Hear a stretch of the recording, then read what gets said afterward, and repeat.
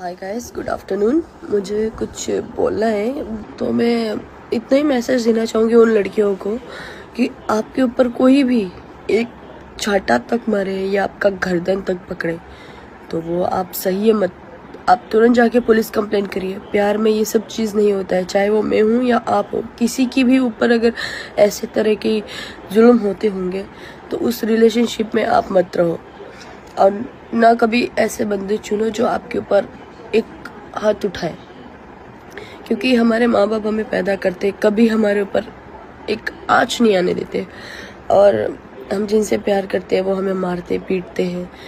तो ऐसा तो प्यार नहीं चाहिए। इससे बढ़िया है कि आप प्यार ही मत करो।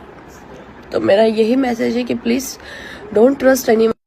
अगर वीडियो अच्छी लगे तो वीडियो को लाइक करके चैनल को सब्सक्राइब कीजिए। मिलते हैं नेक्स्ट अपडेट के साथ।